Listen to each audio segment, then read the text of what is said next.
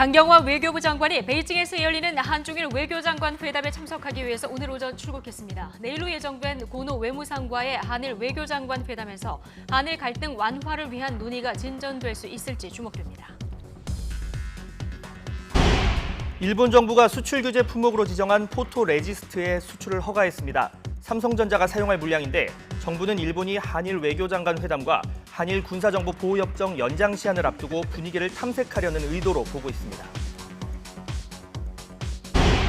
한미연합훈련이 종료되면 오늘 북한은 한미훈련을 용납하지 못할 군사적 도발이라고 주장했습니다. 북한은 이 훈련은 자신들을 침략하기 위한 적대 행위라며 훈련 명칭을 변경했다고 침략적인 훈련의 성격이 달라지는 것은 아니라고 강조했습니다. 조국 법무부 장관 후보자가 장관으로 임명되면 가족과 이웃이 안전한 사회를 만들겠다며 정신질환이 있는 범죄자는 국가가 적극 치료하고 이성과 배우자에 대한 폭력은 처벌을 강화하겠다는 등의 내용이 담긴 정책과 비전을 발표했습니다. 가족 부동산 의혹에 딸 논문 저자 등재까지 불거지면서 조국 후보자의 인사검증을 둘러싸고 여야 공방이 더 심해지고 있습니다. 여당은 야당이 과도한 신상 털기를 하고 있다고 비판했고 야당은 당장 사퇴해야 한다며 공세 수위를 높였습니다. 도쿄올림픽 참가국 단장회의가 오늘부터 일본에서 열립니다. 우리 대표단은 일본이 독도를 일본 영토처럼 표시한 것에 항의하고 방사능 오염 가능성이 있는 후쿠시마산 식자재의 선수식장 제공은 다른 나라와 공동 대응할 방침입니다. 네, 시청자 여러분 안녕하십니까? 8월 20일 뉴스앤이슈 시작합니다.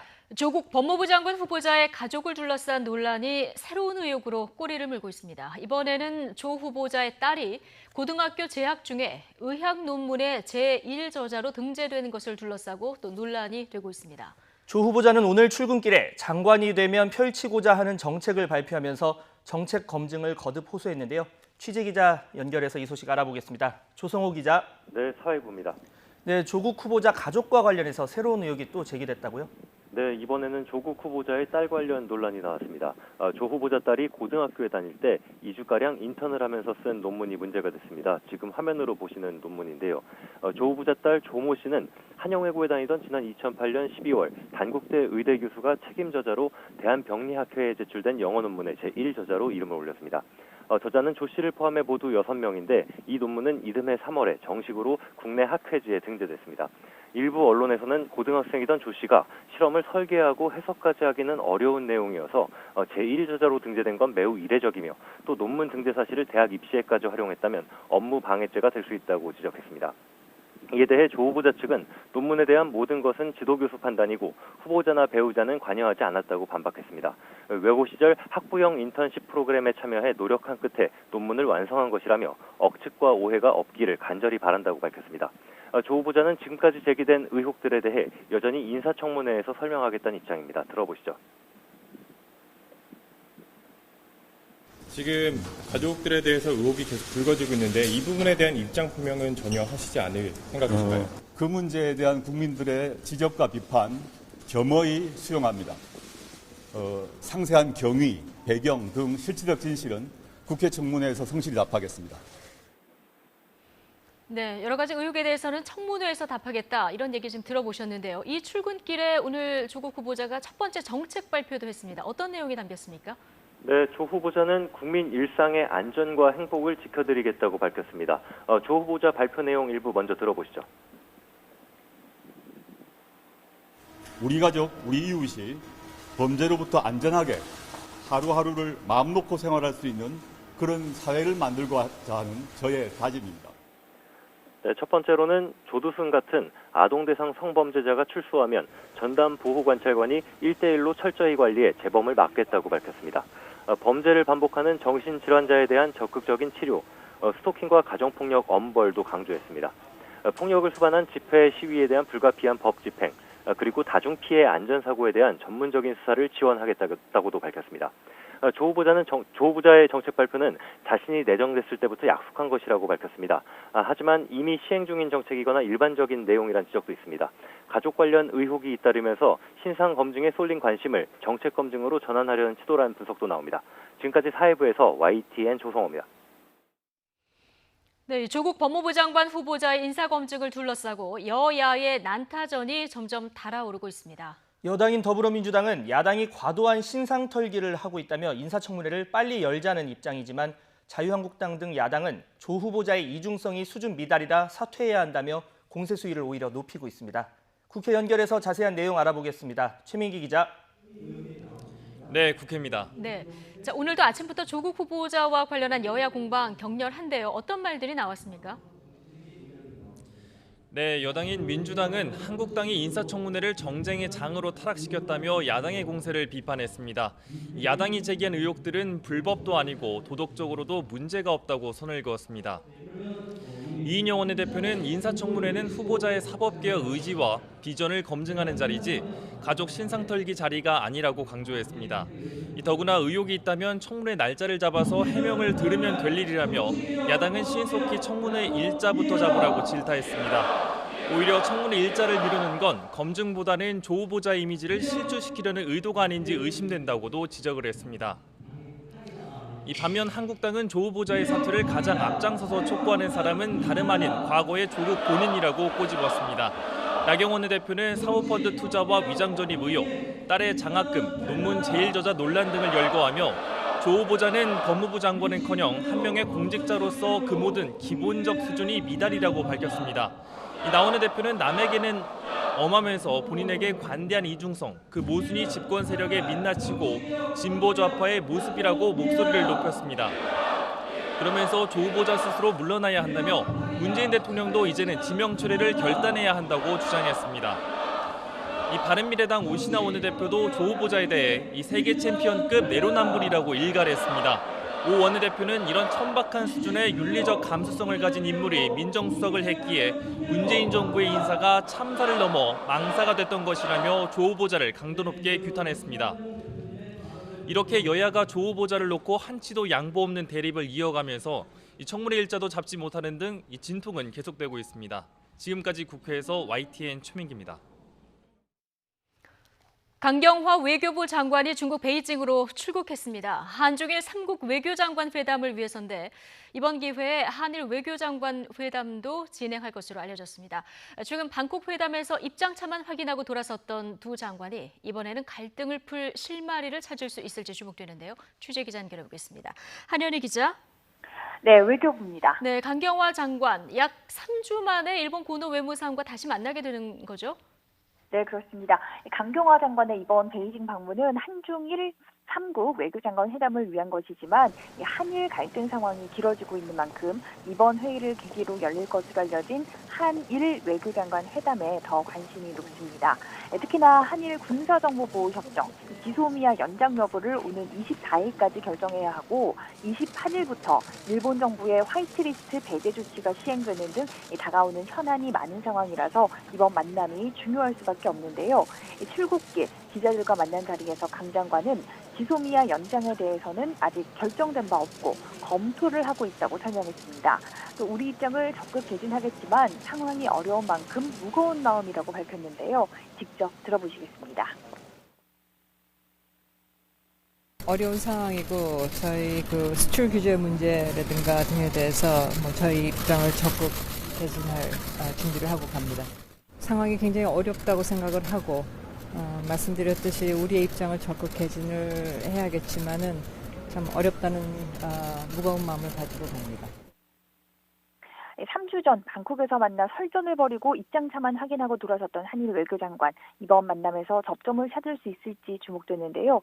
이런 가운데 오늘 저녁 스티븐 비건 미 대북정책특별대표도 방한합니다. 한미 연합훈련이 끝난 시점에 우리나라를 찾는 만큼 북미 실무협상이 전격 재개될 것이란 기대도 나오지만 어제부터 일본을 방문한 뒤 우리나라를 찾는 만큼 비건 대표 역시 이 지소미아와 관련한 미국의 입장을 전달할 것이란 관측도 나오고 있습니다.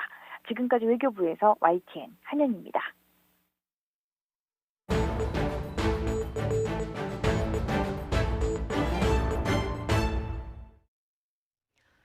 한중일 외교장관 회의를 앞두고 일본 정부가 수출 규제 품목 가운데 하나인 포토레지스트 수출을 또 허가했습니다. 지난달 수출 규제 조치 시행 이후 두 번째 허가인데요. 이번에는 어떤 속내가 담긴 건지 취재 기자 연결해서 좀 분석해 보겠습니다. 최하영 기자. 네, 경제부입니다. 네, 이 수출 규제 품목의 하나죠. 포토레지스트. 일본 정부가 어제 수출을 또 허가를 했는데 이번에도 삼성전자가 신청한 물량인 거죠? 네, 일본은 지난달 초부터 우리나라에 대한 수출 규제 조치를 시행하고 있는데요. 이 수출 규제 품목은 고순도 불화수소와 플로우린 폴리이미드, 포토레지스트 이렇게 반도체의 핵심 소재 3가지였습니다. 예. 그런데 일본 정부가 어제 극자외선 공정에서 반도체 기판에 바르는 감광제인 이 포토레지스트의 수출을 허가한 건데요. 지난 7일에 이어 두 번째 개별 허가입니다. 이 수출 대상 기업은 이번에도 삼성전자로 이번에 허가한 양은 6개월 사용할 분량으로 파악됐습니다. 이 삼성전자는 지난 7일 허가받은 3개월치를 포함해 모두 9개월 분량을 확보한 셈입니다. 예. 특히나 앞서 얘기가 나온 대로 한중일 외교장관 회의를 앞두고 허가가 이루어진 건데요. 자, 이번 수출 허가에 담긴 일본 정부의 속내, 이거 어떻게 봐야 됩니까? 네, 사실 포토레지스트는 고순도 불화수소 등과 달리 군사 전용 가능성이 거의 없어 일본의 수출 규제 명분이 떨어진다는 지적을 받았던 품목입니다. 예. 일본이 이달에만 포토레지스트 수출을 2차례 허가하면서 이를 두고 다양한 해석이 나오는데요. 먼저 일본이 수출 규제의 속도 조절에 나섰다는 분석도 있고요. 또 내일 한일 외교장관 회동과 또 오는 24일 한일 군사정보보호협정, 지소미아 연장 여부 결정 등을 의식한 조치라는 평가도 나옵니다. 또 일본이 정상적인 수출 허가가 이루어지고 있다는 점을 주장하기 위해 명분 쌓기를 하는 것으로 보인다는 시각도 있는데요. 이 수출 허가가 이루어진 것은 좋은 소식이지만 이로 인해 수출 규제의 불확실성이 해소된 것은 보기 어렵다는 평가가 지배적입니다. 또 포토레지스트 이외에 불화수소 등의 수출은 한 건도 없는 만큼 여전히 우려는 계속되고 있는 상황입니다. 네, 뭐 여러 가지 분석들이 가능한데요. 우리 정부와 업계는 어떤 반응입니까? 네, 한마디로 불확실성을 상시화는 해소되지 않았다는 반응입니다. 예. 이 정부는 일본이 전략물자 수출 5대국인 화이트리스트에서 우리나라를 배제한 조치를 철회해야 한다는 입장을 고수하고 있는데요. 이 두 번째 수출 허가가 난 건 다행이지만 이 불확실성이 여전한 만큼 화이트리스트 조치 철회가 시급하다고 보고 있습니다. 관련 업계 역시 마찬가지입니다. 이번 수출 허가로 소재 수입과 관련해 불확실성이 완전히 사라졌다고 보기엔 이르다는 견해입니다. 이런 가운데 삼성전자는 다음 달 일본 도쿄에서 열리는 파운드리 포럼 2019 재팬 행사를 예정대로 준비하고 있습니다. 이 삼성전자가 해마다 주요 국가를 돌며 파운드리, 그러니까 반도체 위탁 생산 사업의 로드맵과 신기술을 소개한 행사인데요. 여기에서 일본이 핵심 소재 수출 규제의 주요 목표물로 삼은 이 첨단 극자외선 공정에 대한 설명도 예정돼 있어 관심이 집중되고 있습니다. 지금까지 경제부에서 전해드렸습니다. 네, 1년 앞으로 다가온 도쿄올림픽도 연일 잡음이 계속되고 있습니다. 일본은 올림픽 조직위 홈페이지에 독도를 그려넣는 도발을 감행했고 또 방사능 오염 가능성이 있는 후쿠시마산 원자재를 선수들 식단에 공급하겠다고 해서 논란을 더 키우고 있습니다. 이런 가운데 올림픽 단장 회의에 참석하기 위해서 어제 우리 대표단이 출국했는데요. 자세한 내용 취재기자 연결해서 알아보겠습니다. 양시창 기자. 네, 스포츠부입니다. 네, 앞서 언론 보도를 통해서 많이 알려졌지만 한 번 더 짚어보겠습니다. 일본이 자국 올림픽 조직위 홈페이지에 독도를 표시했죠? 네, 일본 올림픽 조직위가 운영하는 홈페이지입니다. 올림픽을 준비하는 과정과 정보 등을 전달하고 있는데요. 문제가 된 것은 성화 봉송 루트입니다. 지금 보이는 것처럼 일본 지도 왼쪽 끝에 작은 점을 그려 넣었습니다. 독도를 표시한 겁니다. 우리 외교부가 일본에 공식 항의하고 독도 표시 삭제를 요구했지만 일본은 받아들이지 않았습니다. 제가 오늘 아침에도 다시 확인해 봤는데요. 여전히 일본은 독도를 자기네 영토에서 지우지 않았습니다. 네, 전 세계 사람 모두가 볼 수 있는 홈페이지라서 더 심각한 것 같습니다. 이런 가운데 올림픽 단장 회의가 오늘부터 사흘 동안 일본에서 열리는데 이슈가 상당히 많은데 어떤 내용 이야기가 좀 오갈까요? 네, 올림픽 단장 회의는 도쿄올림픽 준비 상황을 일본이 국제올림픽위원회 IOC와 참가국들에게 설명하고 필요한 내용을 점검하는 자리입니다. 올림픽 1년을 앞두고 첫 회의가 열리는데요. 말씀하신 대로 오늘부터 일본 도쿄에서 22일까지 진행됩니다. 우리나라도 당연히 참가국 자격으로 회의에 참석합니다. 우리 대표단은 이 자리에서 독도 문제를 강력하게 항의하고 시정을 요구할 계획입니다. IOC 관계자들과 전 세계 올림픽 단장들이 한자리에 모이는 것은 이번이 처음이자 마지막입니다. 이 기회를 활용해 이 문제를 집중적으로 거론하겠다는 겁니다. 박철근 대한체육회 사무부총장 등 우리 측 대표단이 어제 김포공항을 통해 일본으로 출국했는데요. 박 부총장의 말 들어보시겠습니다. 독도 관련 건은 저희 요구사항이 받아들여질 수 있도록 강력히 요구할 계획입니다. 앞서 지난 평창 동계올림픽에서 우리나라는 한반도기에서 독도를 지웠습니다. 일본이 IOC를 통해 항의한 내용을 받아들인 건데요. 정치적 이슈를 스포츠에 대입하면 안 된다는 올림픽 정신을 따른 행동입니다. 앞서 2012년 런던 올림픽에서 축구대표팀 박종우가 독도 세리머니를 했다가 징계를 받기도 했습니다. 따라서 일본이 이번에 올림픽 준비위 공식 홈페이지에 독도를 그려넣은 것은 명백한 이중잣대로 볼 수 있습니다. 이 점을 근거로 우리 대표단은 IOC에 강력하게 항의할 계획이고요. 특히 마지막 날인 22일에는 일본 측 실무진과 1대1로 만나는 자리도 예정되어 있습니다. 여기서도 우리의 요구를 분명하게 전달한다는 방침입니다. 네, 독도 문제는 만남 결과를 좀 지켜봐야 할 것 같습니다. 그리고 최근 후쿠시마산 식자재 공급 문제도 논란인데 방사능 오염 가능성 문제가 외신에서도 꾸준히 제기가 되고 있습니다. 이 문제는 우리 정부가 좀 더 신중하게 접근하고 있다고요? 네, 일본 올림픽 조직위는 후쿠시마산 식자재를 선수단에 제공하겠다 이렇게 공식적으로 밝힌 상황입니다. 안전하다는 것을 증명하겠다는 뜻으로 보이는데요. 하지만 우리나라를 포함해 다른 나라도 이에 대한 우려를 계속 표명하고 있습니다. 미국과 독일, 호주 등 외신에서 이 문제를 집중적으로 조명하기도 했습니다. 우리나라는 우선 최대한 일본 식자재 대신 우리나라에 안전한 식자재를 공급하겠다는 방침을 세웠는데요. 다만 독도 문제와 달리 이 문제는 일본에 직접 문제를 제기하기보다 다른 나라와 공동 대응을 염두에 두고 있습니다. 그게 더 효과적일 수 있다는 판단입니다. 이번에 다른 나라 올림픽 대표단을 자연스럽게 만날 수 있기 때문에 그 의견을 먼저 확인한 뒤 향후 대응 전략을 모색할 계획입니다. 박 부총장의 이야기 들어보시겠습니다. 외신에 나온 내용은 저희도 파악을 했고요. 일단 현장에 가서 타 NOC들이 어떤 생각과 의견을 가지고 있는지 그 부분을 확인을 좀 해봐야 될 것 같습니다. 최근 악화한 한일 관계 속 도쿄올림픽이 1년 앞으로 다가오면서 대한체육회도 산적한 과제를 떠났습니다. 독도 문제는 양보할 수 없는 부분이고 선수들의 안전과 직결되는 후쿠시마 식자재 문제도 쉬운 사안은 아닙니다. 오늘부터 시작되는 단장회의를 기점으로 체육회의 스포츠 외교도 시험대에 오른 모습입니다. 올림픽 단장 전체가 모이는 회의는 이번이 마지막이 될 가능성이 크고요. 이후에는 지역별 또는 개별 국가별로 주최국인 일본과 협의를 이어가게 되어 있습니다. 공식적으로 일본과 대면 회의를 할 기회는 이번을 제외하고 한 두세 차례 정도 남았습니다. 지금까지 스포츠부에서 전해드렸습니다.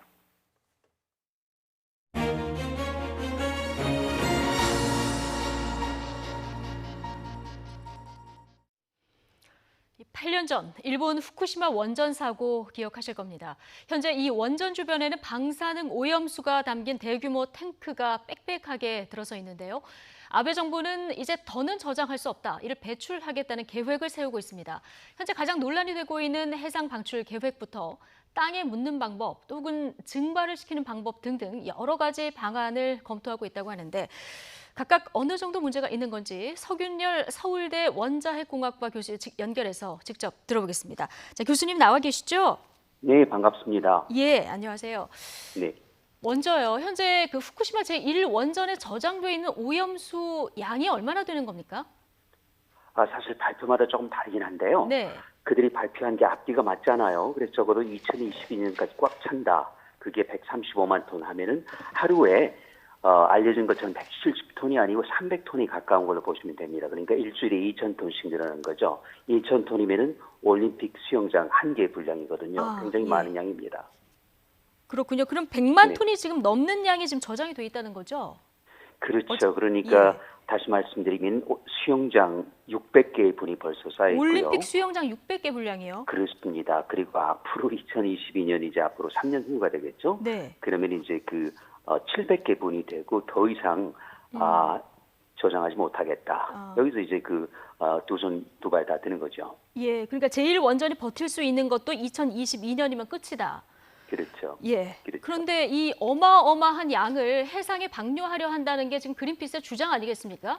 그렇죠. 그 주장이라기보다는 거의 그렇게 이제 일본 정부가 예. 앞으로 나가는 것 같습니다. 이게 문제죠. 그렇죠. 특히 우리나라에 굉장히 위험하다 이렇게 경고까지 나온 상황인데 이거 네. 만약 방류하면 얼마나 위험한 겁니까? 그러니까 사실은 이제 그린피스의 주장도 있지만요. 네.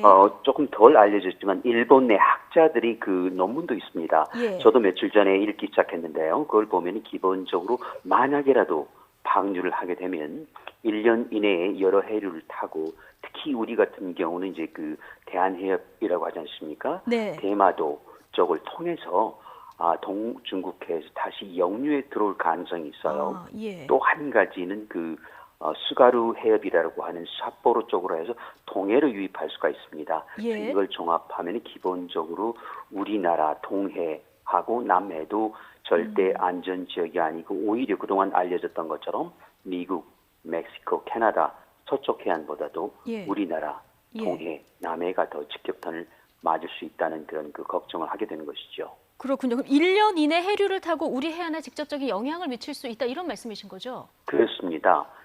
지금 벌써 그런 징후가 나타나고 있지 않습니까? 그리고 예. 얼핏 그 경남, 부산, 연안 지역에서도 방사능 수치가 보고된 적이 있습니다. 물론 예. 통계적으로 아직 유의미하다고 결론 내리긴 좀 이르긴 하지만 어쨌든 지금 벌써 이제 그 걱정스러운 단계에 예. 접어드는 것이죠. 뭐 방출 가능성은 아까 높다고 하셨고 뭐 물이라던가 물고기 다 영향을 미치는 거잖아요.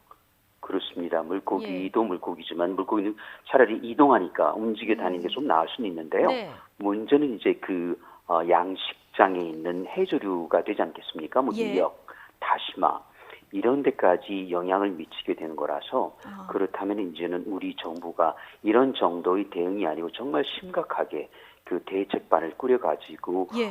국내외적인 노력, 특히 국제기구들을 끌어당겨서 심한 경우에는 저희 제소까지 가는 방향으로 예. 가닥을 잡는 게 맞다고 봅니다. 예, 우리 그 해상 먹거리 전체에 영향을 미칠 수 있는 만큼 이거 굉장히 심각하게 대응을 해야 된다 이렇게 얘기를 해주셨는데 지금 일본 정부가 검토 중인 오염수 처리 방안이 지금 몇 가지 되던데요. 네네. 지금 논란이 되고 있는 말씀을 듣고 있는 해양 방출 이외에도 뭐 수증기로 방출을 하는 방안도 뭐 들어 있고요. 전기 분해로 수소로 바꿔서 배출하는 방법도 있고 또 뭐 시멘트하고 섞어서 지하에 묻는 이런 방안도 들어 있더라고요. 이 뭐 가능한 그렇죠. 방법들입니까? 이거는 이제 어제까지만 하더라도 예. 제가 공상과학이라 했는데 이젠 그걸 넘어가지고 듣도 보지도 못한 말도 안 되는 소리거든요. 듣도 예를 보도 들어서 못한 말도 안 되는 방법. 그렇죠. 예. 생각해 보세요. 이제 그 앞으로 조금 더 있으면은 그 올림픽 수영장 1,000개 분량이 되지 않겠습니까? 그렇죠. 예. 자, 이거를 증발시킨다.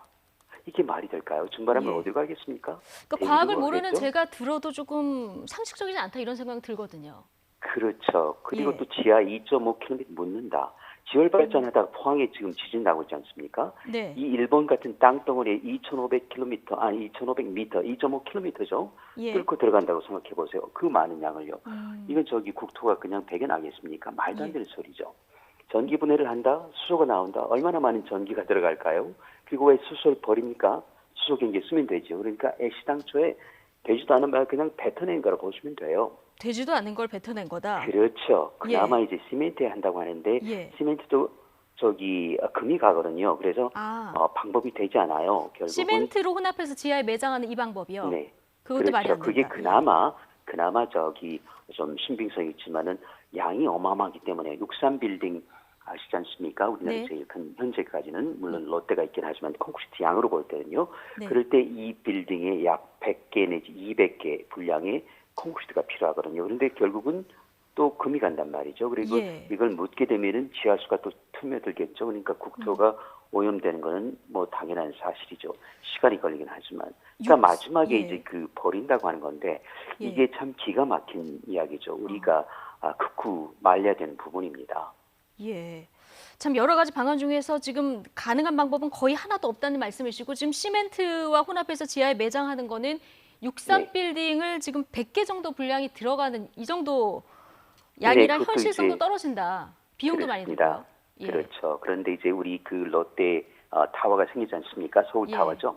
이걸 하면 이제 그걸로도 한 50개 이상이 들어간단 말이죠. 그렇다면은 문제는 그 경제성도 경제성이지만 나중에 이게 또 뚫린단 말이죠. 그래서 결국은 이제 해양 방류라고 하는 건데 그게 아니고 예. 그냥 폐기물 처분장처럼 부지를 찾으면 되는 거예요. 부지를 찾으면 왜 된다. 국제 해양에 버립니까? 자기네 땅덩어리에 버려야죠, 그렇죠? 예. 그러니까 2.5km 파고 내려가는 게 아니고요. 저장을 하면 되는 겁니다. 근데 보관하면 일본은 되는 지금 것이죠. 이 저장 탱크를 새로 만들 땅이 부족하다 이런 논리를 지금 대고 있거든요. 그런데 그거는 그쪽 사정이고요. 일단 일본 사고를 사정. 냈으니까 사고 낸 나라가 당사국이 땅을 찾아야죠. 왜 땅 없겠습니까? 네. 그렇죠. 그렇죠. 삿포로도 예. 다 있어요. 그러니까 단지 그냥 그 앙탈을 부리는 거라 보면 되죠. 앙탈을 우리보다 부리는 땅덩어리 거다. 더 예. 넓습니다. 예. 당연히 있죠. 왜 없겠습니까? 예. 자, 어쨌든 여러 가지 방안들을 봤을 때 현재로서는 일본이 지금 바다로 방출할 가능성이 굉장히 커 보이는 이런 상황인데요. 네네. 벌써 방사능 일본 정부 예. 그 결정을 내린 것 같아요. 그래서 그래. 그게 걱정이 되는 것이죠. 그럼 이거 못하게 강제할 방법은 전혀 없습니까? 현재 이게 좀 법이 애매해가지고요. 예. 국제 해사기구, 그러니까 사실 해양기구죠. 네. 거기서도 표현이 있습니다. 그러니까 선박이나 항공기를 가지고 버리는 건 안 되지만요. 근데 이건 그냥 노상 방류하는 거예요. 그냥 후쿠시마가 바닷가지 않습니까? 예. 거기서 그냥 줄줄 버리겠죠. 이건 법적으로는 우리가 막을 도리가 없습니다. 단지 이거는 국제 원자력 기구나 다른 유엔 기구가 있습니다. 국제연합기구. 예. 거기서는 주변국의 승인이 있어야 되고 또는 재가가 있어야 되고 그리고 예. 주변국이 원하는 선량 한도 밑으로 예. 그러니까 아주 자연 방사능에 가깝게 희석시킨 다음에는 할 수도 있을 것이다라는 거예요. 그럼 일본이 자, 하려고 한다고 하면은 네. 끝까지 막을 방법은 없는 건가요? 아닙니다. 그러니까 국제기구, 아까 말씀드렸던 원자력 기구 또는 국제연합기구의 그런 조항을 들어서 우리가 자 보아라. 우리 승인 받아야 되고 대만 승인, 미국, 멕시코, 캐나다, 중국 승인 받아야 될 것이고 자 우리나라 국제기준은 이러하니 여기 밑으로 맞춰라. 그러면 희석시켜라.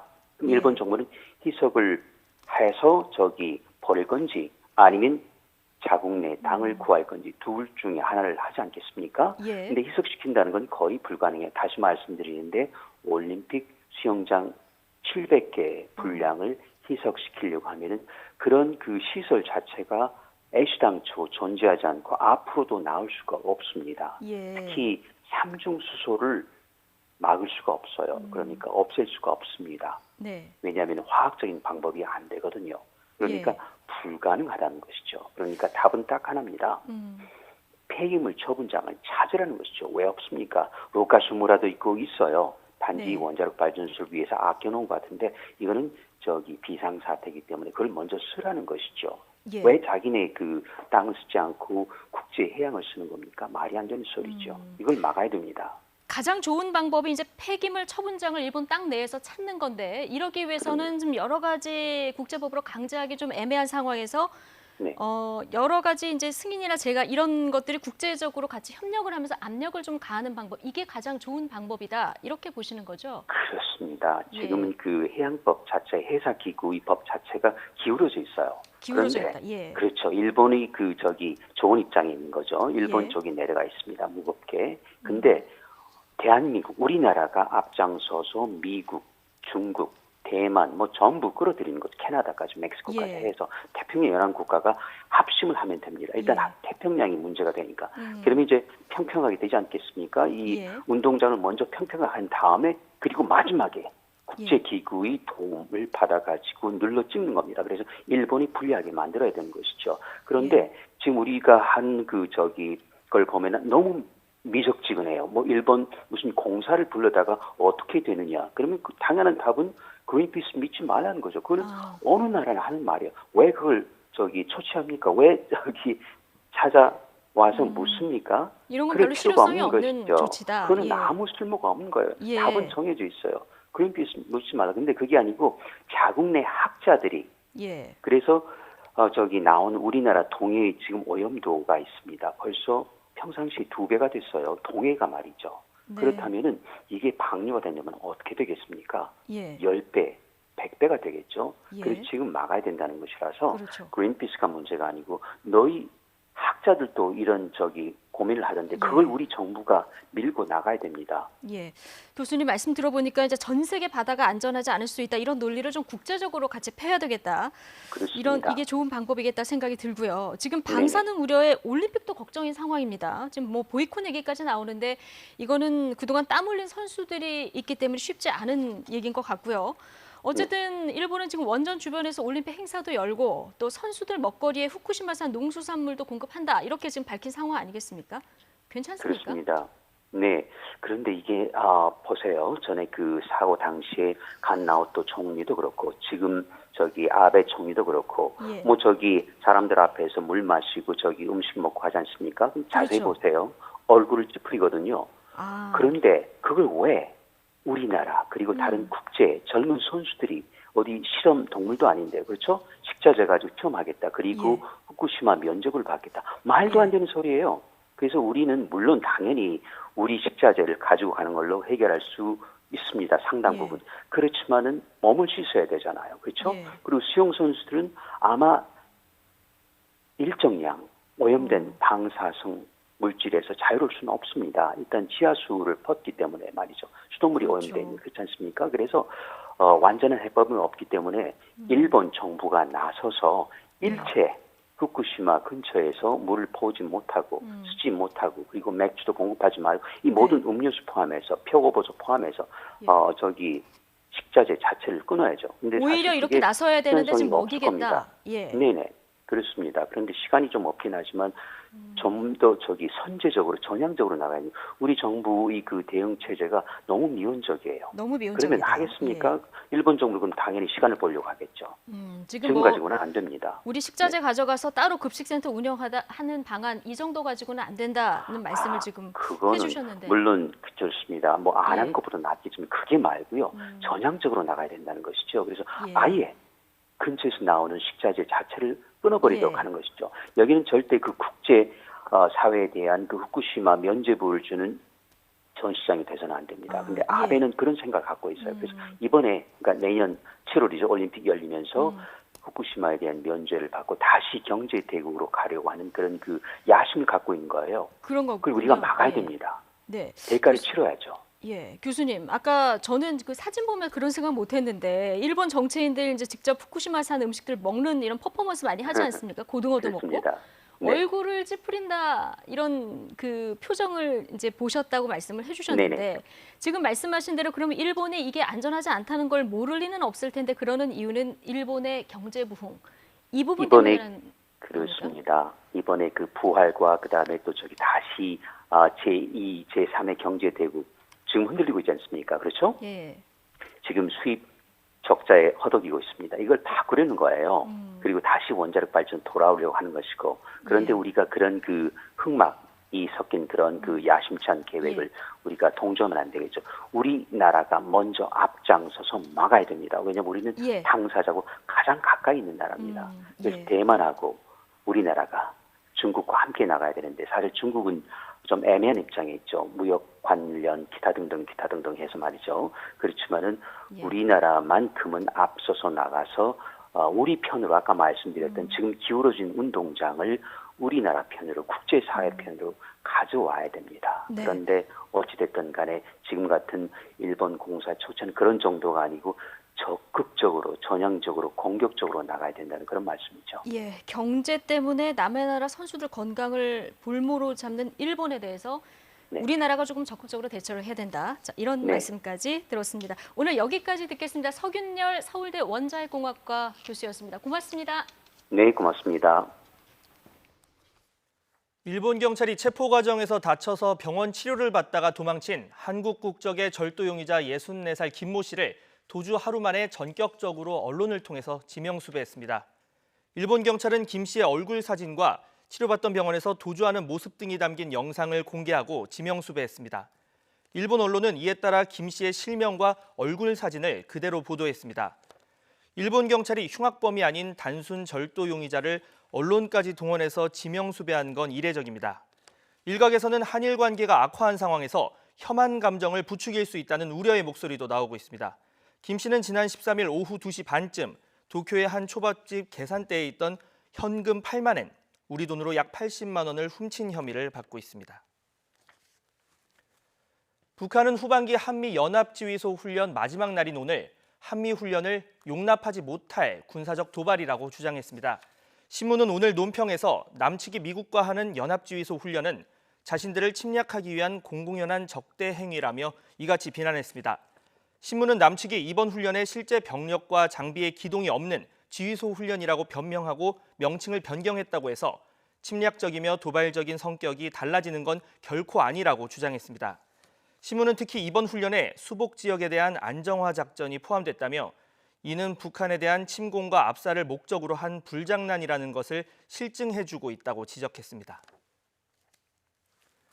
스티브 비건 미 국무부 대북특별대표가 방한 하루 전에 일본에 들러서 외무성 고위 당국자와 회담했습니다. 요미우리 신문은 비건 대표가 어젯밤 도쿄에서 가나스기 겐지 일본 외무성 아시아 대양주 국장을 만나서 최근 잇따른 북한의 단거리 미사일 발사 등 양국 간 현안을 논의했다고 보도했습니다. 비건 대표와 겐지 국장은 북한 비핵화를 위해서 한일, 한미일이 긴밀히 협력해 나간다는 입장을 재확인한 것으로 알려졌습니다. 아울러 한일 간 쟁점으로 떠오른 한일 군사정보 보호협정, 지소미아 연장 문제도 논의했을 것으로 관측됩니다. 미국이 러시아와의 중거리 핵전력 INF 조약에서 탈퇴한 지 보름여 만에 중거리 순항미사일을 시험 발사했습니다. 미국이 아시아 지역 중거리 미사일 배치에 속도를 내겠다는 신호는 아닌지 관심이 쏠리고 있습니다. 보도에 기정훈 기자입니다. 지상 발사형 순항미사일이 이동식 발사대에서 불을 뿜으며 날아오릅니다. 미국 시각 18일 오후 2시 반 캘리포니아주 샌니콜라스 섬에서 발사된 이 미사일은 500km 이상을 날아 목표물에 명중했다고 미 국방부는 밝혔습니다. 이번 발사에서 수집된 데이터가 중거리 미사일 능력 개발에 도움을 줄 것이라고 설명했습니다. 이번 발사는 미국이 지난 2일 INF, 러시아와의 중거리 핵전력 조약에서 탈퇴한 지 16일 만에 이루어졌습니다. 로이터 통신은 미 당국자들이 8월 중 시험 발사를 말해왔으며 11월엔 중거리 탄도미사일 시험 발사도 계획돼 있다고 보도했습니다. 마크 에스퍼 미 국방장관은 INF 탈퇴 후에 아시아 지역에 미사일을 배치하고 싶다고 공언했습니다. Yes, I would like to, but let's be clear. I'm talking about conventional weapons. Yeah, INF range, right? Exactly. Of time, I know we talked years. That's what we're just discussing. I mean, I would prefer months. 구체적인 배치 지역을 밝히지는 않았지만 우리나라나 일본, 호주 등이 거론됐고 이들 나라들은 배치 계획을 부인했습니다. 우리 국방부도 논의하거나 검토한 적 없고 계획도 없다는 입장이지만 향후 가능성까지 배제할 수는 없습니다. 북한은 민감하게 반응했습니다. 조선중앙통신은 지난 14일 미국의 중거리 미사일이 한국에 들어서면 사드 배치보다 더 나쁜 영향을 미칠 것이라고 주장했습니다. 전문가들은 이번 시험 발사를 아시아 배치에 당장 연기하는 것은 성급하다고 지적하고 있습니다. 그러나 북한의 연이은 미사일 시험 발사에 미국의 INF 탈퇴, 미사일 아시아 배치 얘기까지 잇따라 나오면서 세계 군비 경쟁이 다시 불붙는 게 아니냐는 우려가 제기되고 있습니다. YTN 기정훈입니다. 미국 정부가 미국인의 북한 여행 금지 조치를 1년 더 연장하기로 했습니다. 비핵화 관련 북한의 실질적 변화 없이는 제재 완화도 없다며 북한의 태도 변화를 압박하는 의도로 풀이가 되고 있습니다. 워싱턴에서 강태욱 특파원의 보도입니다. 미 국무부는 미국인의 북한 여행 금지 조치가 내년 8월 31일까지 유지된다고 밝혔습니다. 마이크 폼페이오 국무장관에 의해 취소되지 않는 한이라는 전제를 달았습니다. 미국 정부는 여전히 북한을 여행하는 국민에게 체포와 장기 구금의 심각한 위험이 계속 존재한다고 판단한 겁니다. 북한 여행 금지 조치는 지난 2017년 9월 1일자로 내려졌으며 지난해 1년 연장됐습니다. 북한에 17개월간 억류됐다가 혼수 상태로 귀환한 뒤 숨진 대학생 오토 원비어 사건을 계기로 취해진 조치입니다. 이번 조치는 북한이 미사일 실험을 하고 남한을 비난하는 등 대놓고 싫어한 한미 연합훈련이 끝나는 날 이뤄졌습니다. He's not happy with the testing. It's a very small testing that we did, but he wasn't happy with the testing. He put that in the letter. 또 북미 실무 협상의 미국 측 대표인 스티븐 비건 대북 특별대표가 방한하는 날입니다. 그런 만큼 북한의 실질적 비핵화 조치 없이는 제재 완화나 해제는 없다는 미국의 원칙을 다시 확인하고 북한의 태도 변화를 압박하는 차원으로 보입니다. 트럼프 대통령도 김정은 위원장이 한미 연합훈련이 끝나는 대로 협상 재개를 희망한다고 소개했던 만큼 실무협상 재개가 임박한 것 아니냐는 관측이 나오고 있습니다. 워싱턴에서 YTN 강태욱입니다. 조국 수석을 둘러싼 의혹들이 계속 불거지고 있는데요. 오늘은 딸 논문이 여론의 도마 위에 올랐습니다. 야당은 비종합 선물 세트의 무한 리필이다 파상 공세를 시작했고요. 여당은 과도한 신상 털기다 마녀 사냥 그만해라 엄호하고 나섰습니다. 청문회 일정도 못 잡았는데 이미 막은 올라버린 조국 대전. 잠시 뒤에 시사평론가 두 분과 짚어보겠습니다. 2부에서 뵙겠습니다.